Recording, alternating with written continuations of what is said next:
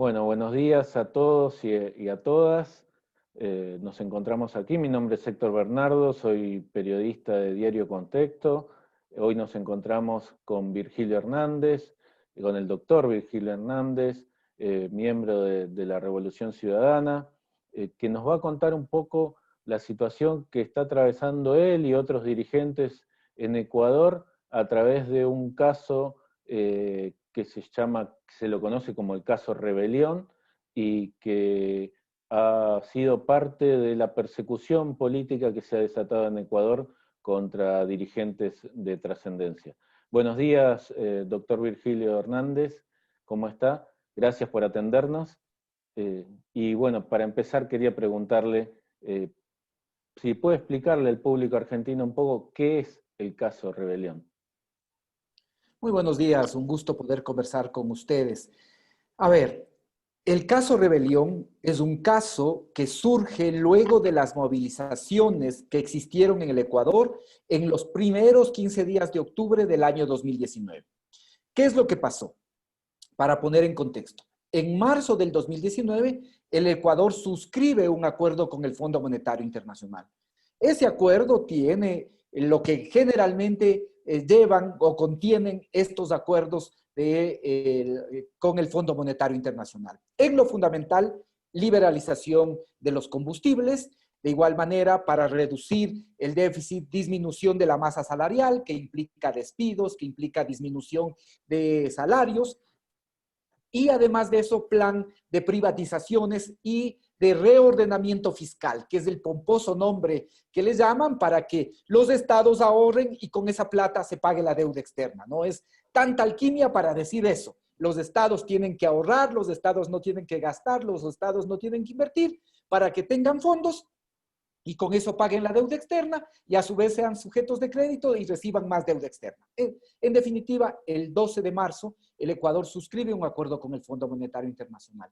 Cuando intenta implementar esto, en octubre, se provoca una gran revuelta popular. ¿Por qué? Porque básicamente contiene la liberalización de los combustibles. Y la gente que entiende claramente que si sube el precio de la gasolina, si sube el precio del diésel, va a subir el precio de los pasajes, va a subir el precio de los fletes, va a subir el precio de las carreras y por lo tanto hay una gran explosión popular, que luego es dirigida fundamentalmente por el movimiento indígena, que el 13 de octubre va a lograr que se derogue este decreto, pero es apoyada por todos los sectores.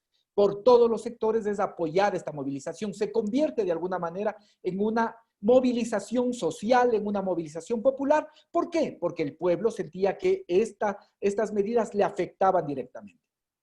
Durante 12 días, el gobierno reprime como nunca antes se había hecho en el Ecuador, por lo menos desde el retorno a la democracia. Nunca antes, desde el retorno a la democracia en el año 1979, nosotros habíamos tenido que una crisis política se salda con 11 muertos, con 1.300 heridos, con más de 1.100 detenidos. Eso en el Ecuador no había pasado, no había pasado. Habían, en este caso, habían incluso, se habían caído presidentes, pero no había existido una represión de ese nivel desde el retorno a la democracia en el 79. El gobierno, en este caso, opta por la vía de la represión, una represión fuerte, una represión como no habíamos conocido, y finalmente estas jornadas de movilizaciones se concluyen el 13 de octubre con la derogatoria de el decreto que liberalizaba los combustibles, que paradójicamente ahora se lo volvió a hacer y se lo volvió a implementar en el marco de la pandemia. De igual manera que algunos de los otros compromisos que se suscribieron con el fondo. Para que vean cómo estos gobiernos son tan obsecuentes que ahora, en el marco de la pandemia, se aprobó una ley llamada de apoyo humanitario para combatir el COVID, y en esa ley de apoyo humanitario se metieron todas las reformas laborales regresivas, ¿sí? Con el nombre de apoyo humanitario para combatir el COVID. Son cosas que nos pasan con estos gobiernos que no responden a los intereses populares, sino básicamente de las élites y de organismos internacionales como el Fondo. Pero el 13 de octubre se concluye la movilización, se deroga el decreto por el que se liberaliza el precio de los combustibles. Y en ese momento, al siguiente día, el gobierno, cuando ya las movilizaciones habían concluido, ¿sí? Cuando ya las movilizaciones habían concluido, lanza una ofensiva judicial, porque la ofensiva mediática ya había iniciado. Desde el 2 de octubre, el gobierno había acusado que toda la movilización que existía era una movilización que, según decía el gobierno, primero venía orquestada por un plan y un complot internacional. En ese complot nada más y nada menos que metían desde el propio presidente de Venezuela, Maduro, al expresidente Correa y a algunos de nosotros, de los dirigentes de la Revolución Ciudadana. Complot internacional. Segundo, decían que habíamos contratado, traído venezolanos, llaneros para generar el caos. Tercero, que habíamos contratado delincuentes para generar daños a bienes públicos y privados. Y cuarto, que nosotros habíamos participado en hechos de violencia que amenazaban con la estabilidad del gobierno o la vigencia de la Constitución. Esto lo había repetido desde el presidente de la República, sus ministros en cadenas nacionales e internacionales. En cadenas internacionales repetía lo mismo, todo el tiempo, de manera incesante.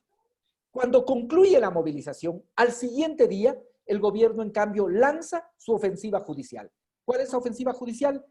20 allanamientos, detención a la prefecta de Pichincha, Paola Pavón, a Cristian González, y también se establece allanamiento a mi domicilio. Yo no estoy en ese domicilio y, sin embargo, se me mantiene la orden con fines investigativos, a pesar de que ya caduca, se me mantiene la orden de prisión por 20 días de forma absolutamente ilegal, aunque ya había formulación de cargos. Se mantiene la orden. Yo desde un primer momento dije, si me llaman y me vinculan legalmente, yo me voy a presentar. No me voy a presentar mientras exista una orden de prisión que ya caducó.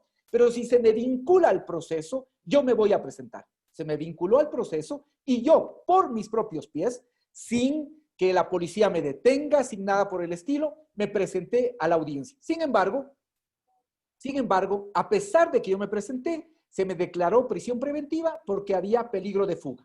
Con esto, lo único que se quería es ratificar con un error, otro error, que era haber decretado la prisión preventiva contra la prefecta de Pichincha, que es un puesto que tiene algunas características parecidas a las del gobernador, tomando las distancias porque ustedes son un estado federal. Pero se le establece prisión preventiva para Paola Pavón, para Cristian González, y 20 días después también la prisión preventiva para mí. Esto es, ¿y de qué se nos acusa? Y por eso es el nombre rebelión. Se nos acusa de que nosotros, Paola Pavón, y ahora ya sabemos que según la acusación del fiscal es la autora mediata, la autora intelectual, Cristian González y yo, de autores directos. ¿De qué? De haber provocado la rebelión. ¿Qué es lo que dice el artículo 336 sobre la rebelión? El artículo 336 dice, la persona que realice actos de violencia, dejando a salvo el derecho a la resistencia que tienen todos los ciudadanos, y esa violencia es de tal magnitud que amenaza con la vigencia de la Constitución o amenaza con destituir, con derrocar al gobierno, esa persona tendrá una pena de 5 a 7 años. Y si adicionalmente esto lo hizo con un movimiento armado, tendrá esa pena de 7 a 10 años. A nosotros inicialmente se nos acusa de haber conformado movimiento armado para derrocar al gobierno, para generar inestabilidad del gobierno y alterar la Constitución. El 24 de diciembre tienen que reconocer que no tenían un solo indicio para decir que ha habido movimiento armado. Y en ese momento, en la audiencia de reformulación de cargos, la presidenta de la Corte Provincial encargada, una mujer de carrera o jueza de carrera, a la que no tengo el gusto de conocer, dice, bueno, si ustedes ahora reformulan cargos y dicen que no tienen ningún indicio para sostener que estas personas hicieron movimiento armado, ¿por qué estuvieron presos? Y se reformula los cargos de rebelión armada a rebelión simple, es decir, generar hechos de violencia de tal magnitud que amenacen la vigencia de la Constitución y amenacen al mismo tiempo la estabilidad del gobierno. ¿Y Esa es la situación. ¿Y cuáles serían las pruebas, los argumentos que ellos exponen para justificar esta acusación? Mira, además de esto, como este es un delito contra la seguridad del Estado, es un delito reservado, o sea, es una investigación y un proceso reservado. Por lo tanto, yo no puedo establecer detalles, pero sí los que la propia Fiscalía se ha encargado de filtrar, se ha encargado de difundir. ¿Cuáles son los argumentos? Ya no estamos por rebelión armada, pero sí por rebelión simple, con lo que podríamos ir a vivir, a pagar penas de hasta 7 años. Se concluyó la instrucción fiscal y ahora, incluso el 27 de agosto, el juez nos ha llamado a juicio. En las próximas semanas, en los próximos días, nosotros concurriremos a la audiencia de juicio. Nosotros aspirábamos que no seamos llamados a juicio, porque ¿cuáles son los fundamentos? Aunque les parezca increíbles, los fundamentos son haber establecido tweets y lo que publicamos en nuestras redes sociales. Yo les quiero decir a todos los amigos, amigas, yo en Argentina además he recibido mucha solidaridad porque yo tuve la oportunidad de estudiar en el doctorado de la Universidad de Buenos Aires en Derecho Constitucional, por lo tanto, profesores, compañeros, he tenido mucha solidaridad, pero les pido que puedan revisar mi cuenta de tweet del 2 al 14 de octubre, porque yo no he borrado uno solo de mis tweets, están ahí. Esos tweets son en gran parte el fundamento de la acusación de rebelión. En segundo lugar, se nos acusa de todos los hechos que se hicieron en el país, indistintamente de que nosotros hayamos tenido o no ningún vínculo con esas personas que generaron esos hechos.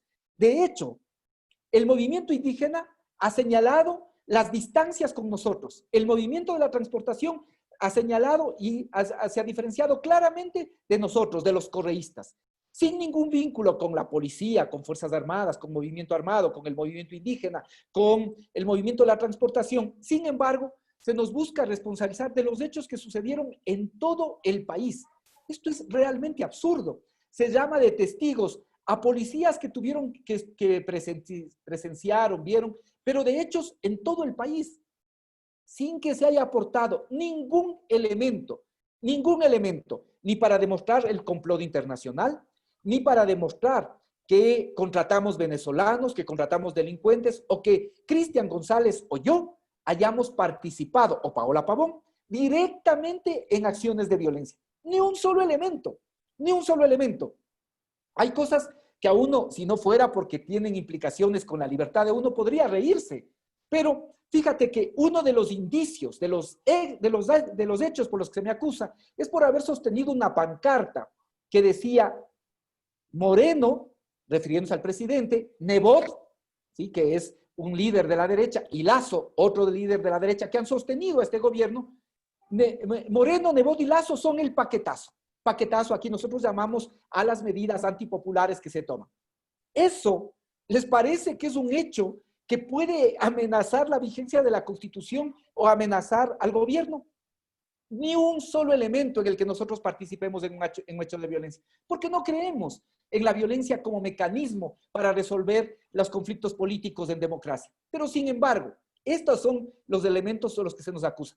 No se ha demostrado el complot internacional, no se ha demostrado que contratamos venezolanos, que contratamos delincuentes, no se ha demostrado nada de eso, ni un solo hecho de violencia de nuestra parte. Sin embargo, se nos llama a juicio. Y lo que es peor, el 27 de agosto, el juez nos ratifica las medidas alternativas a la prisión preventiva. Después de que estuvimos Paola Pavón y Cristian 72 días y yo 52 días detenidos, ¿sí? Pero se nos ratifica. Nosotros portamos grillete electrónico, que lo portamos, yo en el caso, en mi pierna izquierda, tenemos el grillete de ubicación geosatelital, de tal manera que la policía, los organismos de inteligencia saben exactamente lo que hacemos las 24 horas del día. Nosotros nos presentamos cada lunes ante la autoridad de la Fiscalía y adicionalmente tenemos prohibición de salida del país. Cumplimos con eso. El 27 de agosto se ratifica que nosotros podamos seguirnos defendiendo en libertad. Se ratifican las medidas alternativas. 3 días después, aunque te parezca increíble, Héctor, 3 días después hay un informe de inteligencia, supuestamente, y ese informe de 3 días después dicen que a su vez alguien les dijo a la policía que Paola Pavón estaría buscando asilo y ahora le están convocando para el lunes a una audiencia para revisarle las medidas y poder volver a encarcelarle. Pero lo curioso es lo que dice este famoso, ahí está, un párrafo es del estudio de inteligencia. Y esto que parece que es irónico, que a un policía dice que le dijeron otro policía que podría pedir asilo, pero eso es lo que dice aquí, exactamente. ¿Sí? Solo te leo medio párrafo. Dice, a decir de la alerta de información que textualmente indica, entre comillas, teniendo como antecedente que varias personas que se han encontrado cumpliendo medidas cautelares han aprovechado estas circunstancias para el salir del país mediante una fuente humana, cualquier persona. Se tuvo conocimiento que la señorita Paola Pavón, prefecta de Pichincha, estaría realizando acercamientos con la Embajada de México a fin de solicitar asilo político. Este es el famoso, además, es que esto ya es una locura, esto ya no parece democracia. Este es el informe reservado de la Dirección General de Inteligencia. ¿Sí? Y para completar esto, solo porque tiene relación, a la Radio Pichincha Universal, radio pública de la prefectura de Pichincha, están buscando clausurarle por un informe militar. ¿Qué dictadura es esta? ¿Sí? Informe reservado de la Dirección General de Inteligencia, que no dice aquí se acercó tal cual, no, estaría realizando. Ya la Embajada de México les ha dicho, no señores, ustedes pueden crear un conflicto internacional. No hemos recibido ni acercamientos ni solicitud alguna. No, todo esto es una tramoya para buscar encarcelar a Paola Pavón, y si encarcelan a Paola Pavón, a la prefecta de Pichincha, ya ir a la audiencia de juicio, que eso es del fondo, presionar a los jueces para que en la audiencia de juicio ya no sentencien, pues, porque si ahora reducen a Paola Pavón a prisión, podría perder la prefectura, ya después nunca más van a rectificar el error que cometerían y por lo tanto ya no tendría sentido siquiera ir a defenderse en el juicio. Deberíamos nosotros ya no defendernos para esperar que nos sentencien y básicamente que se cumpla la consigna política de persecución a través de esta mascarada judicial. Le voy haciendo las últimas dos preguntas porque sé que estamos con poco tiempo. La primera es, ¿qué nivel de independencia o qué rol jugaron los medios de comunicación en todo este armado? ¿Y qué nivel de independencia tiene la justicia para saber también qué se puede esperar del avance de este caso? Mira, los medios de comunicación han sido cómplices de este gobierno. No solo que le han apoyado, han sido cómplices de este gobierno. Y ellos son los que difundieron esta tramoya. Es que esto que dice el presidente del complot internacional, quienes se encargaron de repetir sistemáticamente, y lo siguen haciendo ahora, mientras se desarrollan los procesos previo al juicio, lo siguen haciendo ahora, han sido los medios de comunicación. Esto es parte de esta estrategia de persecución. Y lo segundo, te respondo a ti con otro caso, ¿sí? El caso que involucra al expresidente Correa. ¿Qué independencia puede haber? ¿Sí? En el caso del expresidente Correa, le están acusando de que participa en una trama de sobornos millonarios. ¿Sabes cuál es la prueba para decir que Correa participa en los sobornos millonarios? Un préstamo de $6,000 que hizo Correa a un fondo que tenían los empleados de la presidencia, que pagó hasta el último centavo. Hasta el último centavo. Esa es la prueba. ¿Sí? Un proceso además que aquí la Corte tiene procesos de casación, seguramente 2,000 procesos pendientes en la Corte. Sin embargo, este proceso se sentenció en primera instancia en abril y el día de hoy se realiza la audiencia de casación. ¿Para qué? Corriendo desesperados antes de que el Consejo Nacional Electoral recepte la inscripción de candidaturas y antes de que se pueda calificar su candidatura. A más de que ya el Consejo Nacional Electoral, por si acaso vaya a pasarse ese tiempo, también con un reglamento inconstitucional, ha señalado que para aceptar las candidaturas que se hicieron a través de procesos primarios telemáticos por el tema de la pandemia, tiene que aceptar personalmente en el país y estar aquí en el país. No, nosotros estamos viviendo, y te lo digo con claridad, Héctor, estamos viviendo una operación de Estado. Esta es una operación de Estado en que todos los factores de poder del Estado coadyuvan su esfuerzo para proscribir a Rafael Correa, para dejarlo fuera de la contienda, para sentenciarlo, para eliminarnos del registro electoral, que hasta ahora es un tema que puede suceder, y además para acallar y en muchos casos encarcelar la voz de los dirigentes correístas. En este país, cada día estamos más al margen de la democracia, de los caminos de la democracia, y poco a poco el Ecuador empieza a transitar el peligroso y fangoso camino de que lleva al autoritarismo y al fascismo. Virgilio, muchísimas gracias por su tiempo, muchísimas gracias por sus declaraciones. Seguramente lo estaremos volviendo a contactar en breve para saber cómo sigue esto y para saber cómo sigue la situación en general en Ecuador y si poco a poco puede reencaminar por el camino, valga la redundancia, de la democracia. Muchísimas gracias. Siempre a la orden.